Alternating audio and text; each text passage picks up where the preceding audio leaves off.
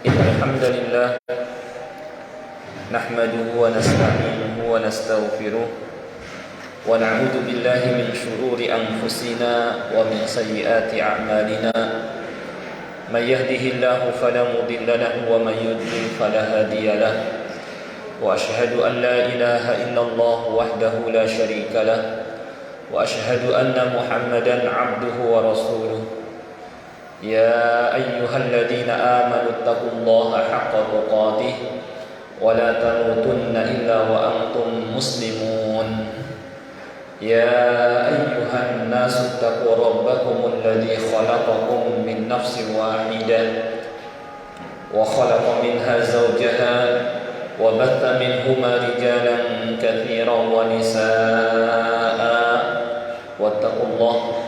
واتقوا الله الذي تساءلون به والأرحام إن الله كان عليكم رقيبا يا أيها الذين آمنوا اتقوا الله وقولوا قولا سديدا يصلح لكم أعمالكم ويغفر لكم ذنوبكم ومن يطع الله ورسوله فقد فاز فوزا عظيما أما بعد فإن خير الحديث كتاب الله وخير الهدي هدي محمد صلى الله عليه وسلم وشر الأمور محدثاتها وكل محدثة بدعة وكل بدعة ضلالة وكل ضلالة في النار. Ma'asyiral muslimin, sidang salat Jumat rahimakumullah. Pertama-tama marilah kita sama-sama memanjatkan puja dan puji syukur kehadirat Allah Subhanahu wa taala yang tidak henti-hentinya melimpahkan kepada kita semua nikmat-nikmatnya, terutama adalah nikmat Islam. Demikian pula nikmat taufiq, dimudahkan kita oleh Allah Subhanahu wa taala untuk melangkahkan kaki kita menuju rumahnya melaksanakan salah satu perintahnya, yaitu salat Jumat berjamaah. Salawat dan salam tidak lupa kita sampaikan kepada Nabi kita Nabi Muhammad sallallahu alaihi wasallam, kepada keluarganya, para sahabatnya dan orang-orang yang mengikutinya hingga hari kiamat. Khatib berwasiat baik kepada diri khatib sendiri maupun kepada para jamaah sekalian, marilah kita tingkatkan terus takwa kita kepada Allah Subhanahu wa taala. Faqad fazal muttaqun, karena orang-orang yang bertakwalah yang akan memperoleh kebahagiaan baik di dunia maupun di akhirat. Takwa dalam arti imtithalu awamirillah wajtinabu nawahi, melaksanakan perintah-perintah Allah Subhanahu wa taala dan menjauhi larangan-larangannya. Ma'asyiral muslimin, sidang salat Jumat rahimakumullah. Di antara tingkatan agama yang menjadi bagian penting dalam agama ini juga adalah ihsan. Setelah seseorang masuk ke dalam Islam, ada tingkatan berikutnya, yaitu iman, dan kemudian ada ihsan. Ini bagian dari hal yang sangat penting dalam agama. Oleh karenanya, suatu ketika malaikat Jibril alaihi salam datang kepada Nabi sallallahu alaihi wasallam menanyakan hal ini, di antaranya tentang Islam, apa itu hakikatnya, kemudian iman, dan kemudian beliau menanyakan tentang ihsan dengan maksud mengajarkan kepada para sahabat yang hadir ketika itu. Di akhir, Nabi SAW menyampaikan kepada para sahabat bahwa tadi yang bertanya adalah malaikat Jibril, yang sebenarnya sudah tahu, tetapi maksud dari bertanya adalah untuk mengajarkan kepada kalian tentang agama ini, termasuk pokok-pokok agama. Dan kita sering mendengar kata-kata ihsan, sampai kota Bekasi dikenal dengan kota ihsan. Apa sebenarnya ihsan? Ihsan ini istilah syar'i, istilah dalam agama Islam. Kalau kita ingin mewujudkan ihsan dalam keseharian, kita harus paham apa itu ihsan. Ihsan kalau secara bahasa artinya adalah berbuat sebaik mungkin. Berbuat sebaik mungkin. Tetapi secara istilah syar'i adalah kita beribadah kepada Allah Subhanahu wa taala dengan merasakan pengawasan dari Allah Subhanahu wa taala. Atau sebagaimana sabda Nabi sallallahu alaihi wasallam ketika ditanya tentang ihsan, an ta'budallaha ka'annaka tarahu fa in lam takun tarahu fa innahu yarak. Yaitu engkau beribadah kepada Allah seakan-akan engkau melihatnya. Dan jika engkau tidak merasakan begitu, ketahuilah bahwa Dia melihatmu. Inilah arti ihsan secara istilah syar'i. Ya. Yakni kalau seseorang ingin dikatakan berbuat ihsan, maka hendaknya dalam beribadah kepada Allah dihadirkan perasaan seakan-akan dia melihat Allah, atau kalau tidak bisa mencapai tingkatan ini, minimal menghadirkan perasaan bahwa Allah Subhanahu wa taala melihatnya, agar dia dapat beribadah secara maksimal karena merasa diawasi oleh Allah Subhanahu wa taala. Sehingga dia beribadah berusaha memperbaiki ibadahnya. Dan ihsan ini diperintahkan oleh Allah Subhanahu wa taala sebagaimana firman-Nya, "Innallaha ya'muru bil adli wal ihsan." Sesungguhnya Allah memerintahkan kalian berlaku adil dan berbuat ihsan. Allah juga berfirman, "Wa ahsinu innallaha yuhibbul muhsinin." Berbuat ihsanlah. Sesungguhnya Allah Subhanahu wa taala mencintai orang-orang yang berbuat ihsan. Lalu seperti apa praktek dari ihsan itu? Secara umum, ihsan adalah seseorang beribadah kepada Allah Subhanahu wa taala dengan menghadirkan perasaan tadi, merasa diawasi oleh Allah Subhanahu wa taala. Di mana dengan hal ini maka akan terwujud keikhlasan, ya, dan akan menyingkir daripadanya riya yang dapat menghapuskan amal. Karena dia yakin Allah Subhanahu wa taala melihatnya dan bahwa hanya Allah yang bisa memberikan balasan. Ya, sedangkan manusia tidak bisa memberikan pahala. Oleh karena Allah Subhanahu wa taala dan Rasul-Nya sallallahu alaihi wasallam memerintahkan kita berbuat ihsan. Lalu bagaimana bentuk ihsan itu? Ihsan itu ada beberapa macamnya. Ada yang pertama, ihsan dalam beribadah. Sudah disampaikan di awal tadi, yaitu dengan seseorang dalam ibadahnya menghadirkan perasaan seakan-akan dia melihat Allah. Dan kalau tidak memperoleh tingkatan ini, minimal menghadirkan perasaan bahwa Allah Subhanahu wa taala selalu melihatnya. Tingkatan paling tingginya adalah tingkatan seakan-akan melihat Allah, menunjukkan rasa rindunya, cintanya dia kepada Allah. Dan kalau tidak bisa mencapai tingkatan ini, minimal menghadirkan perasaan bahwa Allah Subhanahu wa taala melihatnya, sehingga timbul rasa takut. Yang demikian adalah karena pendorong seseorang beramal itu tiga. Ada rasa cinta, ada rasa harap, dan ada rasa takut. Setiap kita beramal ada tiga pendorong ini. Rasa cinta karena kita mencintainya, sehingga kita terdorong untuk beramal. Ada juga rasa berharap karena kita ada yang kita inginkan dari yang kita lakukan itu. Seperti seorang bekerja di sebuah perusahaan misalnya, dia bekerja di situ dan berusaha memberikan atau bekerja secara maksimal karena mengharapkan gaji, karena ada harapan. Atau dia karena pendorong berikutnya, yaitu karena takut kalau dia tidak bekerja maksimal nanti dia mendapatkan surat peringatan atau berakhir kepada pemecatan karena takut, ya. Atau karena rasa cinta. Di antara tiga pendorong ini yang terbaik adalah rasa cinta. Kenapa? Karena kalau pendorongnya rasa cinta, maka akan nikmat dalam dia melakukan amal tersebut. Sama seperti seorang ketika main bola. Main bola ada yang sampai 1 jam, 2 jam.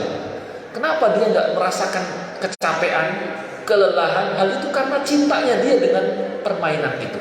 Sehingga nggak merasakan kelelahan, kecapean meskipun 2 jam. Meskipun dia mengejar bola ke sana kemari, tapi dia merasakan ringan saja, nyaman saja. Ini karena rasa cinta. Demikian pula dalam ibadah. Kalau seseorang ingin nikmat dalam merasakan ibadah, hadirkan rasa cinta, dan kalau bisa rasa cinta lebih dominan, lebih besar daripada rasa harap dan rasa takut. Karena kalau rasa cinta lebih besar, maka akan ringan ibadah itu. Seperti Nabi kita Shallallahu Alaihi Wasallam dalam ibadah, rasa cinta beliau sangat besar. Meskipun dalam ibadah tiga-tiganya harus ada. Rasa cinta, iya, cinta kepada Allah. Rasa harap, iya, karena berharap pahala dari Allah Subhanahu Wa Taala. Rasa takut, iya, karena takut kalau mendapatkan hukuman dan siksaan dari Allah Subhanahu Wa Taala. Akan tetapi yang terbaik adalah rasa cinta lebih besar, agar dalam menjalankan ibadah ringan melakukannya. Sebagaimana Nabi Shallallahu Alaihi Wasallam dalam surat malam, beliau sampai kaki beliau bengkak. Kenapa kok bisa beliau surat malam bisa berjam-jam sampai kaki beliau bengkak? Yang demikian adalah karena rasa cinta beliau yang tinggi. Sehingga disebutkan dalam hadis Nabi Shallallahu Alaihi Wasallam bersabda, wajulat qurratu aini fi sholati, dan dijadikan penyejuk mataku dalam sholatku, karena beliau cinta. Ya, maka tingkatan yang paling tinggi dalam ibadah adalah dia menghadirkan perasaan, seakan-akan melihat Allah, atau rasa cinta dan rindu kepada Allah Subhanahu Wa Taala. Dan itu tidak bisa dicapai kecuali dengan kita mengenal Allah Subhanahu Wa Taala, sehingga timbul rasa cinta dalam diri kita kepada Allah. Ingat akan nikmat-nikmatnya, ingat akan kebaikan dan karunia yang Allah Subhanahu Wa Taala berikan kepadanya. Ingat akan nama-nama dan sifat Allah Subhanahu Wa Taala, sehingga timbul rasa cinta, sehingga dalam beribadah dia berusaha maksimal dan merasakan kenyamanan dalam beribadah. Kalau tidak mencapai tingkatan ini, minimal menghadirkan perasaan bahwa Allah Subhanahu Wa Taala melihatnya, sehingga timbul rasa takut, sehingga mendorong dia ikhlas juga, dan membuat dia pun berusaha maksimal dalam beribadah. Ini ihsan dalam ibadah. Ihsan pun bukan hanya dalam ibadah, ada juga amalan lain yang bisa kita berlaku ihsan di sana. Yaitu diantaranya adalah dalam hal yang kita miliki. Kalau seseorang punya harta, apa contoh ihsan? Dia keluarkan zakatnya. Dia pun bukan hanya mengeluarkan zakat atau pengeluaran yang wajib, nafkah, tapi dia tambahkan dengan sedekah sunnah.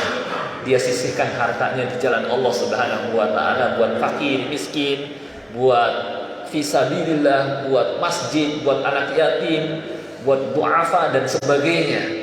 Pokoknya dia infakkan. Ini ihsan dalam hal harta. Di samping dia mengerjakan yang wajib seperti zakat, seperti menafkahi orang yang dia tanggung, anak dan istri, dia pun tambahkan dengan berbagi kepada sesama, kepada saudara. Ihsan. Allah cinta orang yang berbuat ihsan. Ini ihsan dalam hal harta. Ada lagi, ihsan juga ada dalam hal kedudukan. Ketika seorang punya kedudukan di masyarakat sebagai tokoh masyarakat, apa contoh berbuat ihsan dengan kedudukan? Dia mempermudah urusan orang. Dia pun menjadi perantara bagi orang lain, karena mungkin namanya, karena mungkin dia lebih dikenal, atau dia lebih didengar kata-katanya, maka dia sampaikan kebutuhan orang lain kepada pihak yang mempunyai kemampuan untuk memberikan pelayanan, maka lewat perantaran kedudukannya dia sampaikan, tolong permudah urusan dia. Ini termasuk ihsan. Jangan sampai kita malah bakhil dengan kedudukan yang Allah Subhanahu Wa Taala berikan kepada kita. Ihsan juga di samping dalam beribadah, dengan harta, dengan kedudukan, juga dengan ilmu. Bagaimana dengan ilmu? Dengan menyebarkan ilmu syar'i, menyampaikan ilmu syar'i ke tengah-tengah manusia, agar manusia tahu agama Allah Subhanahu Wa Taala.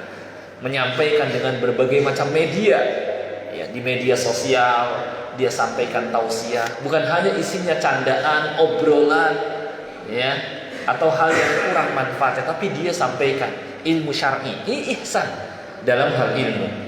Demikian pula ihsan juga bisa dengan badan, dengan tenaga kita. Kita nggak punya ilmu, kita nggak punya harta, kita nggak punya kedudukan, kita punya tenaga. Bagaimana bentuk ihsan dengan tenaga kita? Kita bantu orang lain yang kesulitan. Ketika di tengah jalan ada saudara kita motornya mogok misalnya, apa bentuk ihsan? Kita dorong dengan kaki kita. Ketika seorang misalnya bawa gerobak, di gerobaknya banyak barang-barang yang berat, kemudian kita turun dari kendaraan, kita bantu dorong. Apalagi ketika jalannya menaik, ya, jembatan misalnya, ya, kita turun dari kendaraan kemudian kita bantu mendorong, itu termasuk ihsan. Ini ihsan dengan badan, menunjukkan bahwa ihsan bisa dengan tenaga, bisa dengan ilmu, bisa dengan harta, bisa juga dengan memberikan nasihat atau ide yang bagus kepada orang lain. Nah, ini diperintahkan oleh agama dan keutamanya sangat besar. Ya, aku qauli hadza wa astaghfirullahal azim li wa lakum.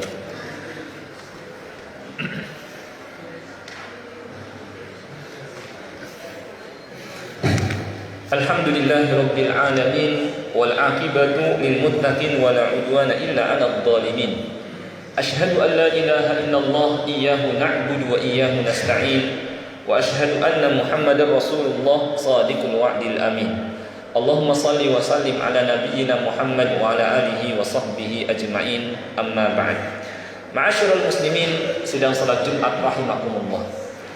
Setelah kita mengetahui apa itu hakikat ihsan, artinya berbuat baik sebisa mungkin, atau secara syariat beribadah kepada Allah seakan-akan melihatnya. Jika kita tidak bisa menghadirkan perasaan itu, ketahuilah bahwa Allah melihat kita.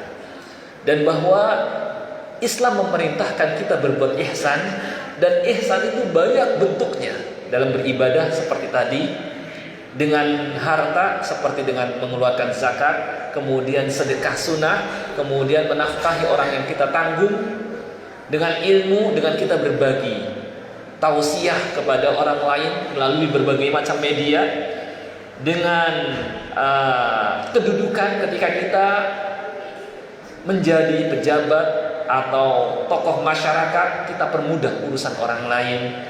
Juga dengan ilmu atau dengan tenaga, yakni kita punya tenaga, kita bantu orang yang butuh bantuan. Melihat ada orang yang mungkin mogok kendaraannya, kita bantu dorong dengan tenaga kita. Melihat ada orang yang bawa gerobak, di gerobaknya membawa barang-barang berat, kemudian kita bantu mendorongnya. Terlebih ketika menaiki tempat tinggi seperti jembatan misalnya, kita bantu. Ini termasuk ihsan. Mereka yang berbuat ihsan, apa keutamaannya? Kata Allah Subhanahu wa taala, ya, mereka akan dapatkan balasan baik dari Allah Subhanahu wa taala. Kata Allah, hal jazaul ihsani illa ihsan. Tidak ada balasan, ya, terhadap orang yang berbuat baik kecuali kebaikan pula akan Allah berikan kepadanya. Dia akan dibalas kebaikan pula di dunia dan di akhirat. Kemudian mereka juga akan dapatkan rahmat Allah. Kata Allah, inna rahmatallahi qaribum minal muhsinin. Sesungguhnya rahmat, kasih sayang Allah sangat dekat sekali dengan mereka yang berbuat ihsan. Demikian pula mereka yang berbuat ihsan, Allah janjikan surga. Allah berfirman, lilladzina ahsanul husna wa ziyadah. Untuk orang yang berbuat ihsan ada al-husna, pahala yang terbaik dan tambahannya, dan akan diberikan izin melihat Allah Subhanahu wa taala nanti di hari kiamat. Demikian pula mendapatkan kecintaan dari Allah. Allah berfirman, innallaha yuhibbul muhsinin. Sungguhnya Allah senang, cinta dengan mereka yang berbuat ihsan. Ya, demikian pula Allah tidak akan menyia-nyiakan pahala mereka dan perbuatan mereka. Allah berfirman, fa innallaha la yudhi'u ajral muhsinin. Sungguhnya Allah tidak menyia-nyiakan pahala orang yang berbuat ihsan. Ya, dan ihsan juga menjadi penyebab seseorang masuk ke dalam surga. Allah sebutkan di antara sebab kenapa banyak yang masuk ke dalam surga, sebab-sebabnya adalah innahum kanu qabla dzalika muhsinin. Dulu mereka ketika di dunia adalah orang-orang yang berbuat ihsan, berbuat baik. Dan di samping itu Allah akan bersama dengannya dengan memberikan pertolongan, membimbingnya, memberikan bantuan, melindunginya, menjaganya. Innallaha ma'al ladzina taqaw wal ladzina hum muhsinun. Kata Allah, sungguhnya Allah bersama orang-orang yang bertakwa dan orang yang selalu berbuat ihsan.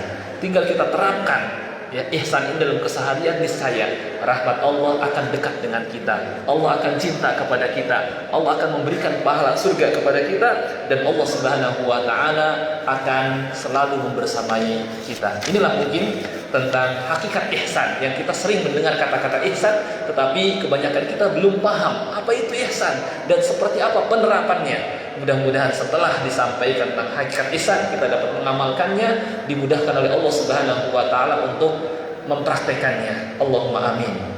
Allahumma salli ala Muhammad wa ala ali Muhammad kama sallaita ala Ibrahim wa ala ali Ibrahim innaka Hamidum Majid. Allahumma ighfir lil muslimina wal muslimat wal mu'minina wal mu'minat al ahya'i minhum wal amwat innaka sami'un qaribun mujibud da'awat. Rabbana ighfir lana wa li ikhwanina alladhina sabaquna bil iman wa la taj'al fi qulubina ghillan lil ladzina amanu rabbana innaka ra'ufur rahim. Rabbana atina fid dunya hasanah wa fil akhirati hasanah wa qina adzaban nar. Subhana rabbika rabbil izzati amma yasifun wa salamun alal mursalin walhamdulillahi rabbil alamin. Aqimissalah.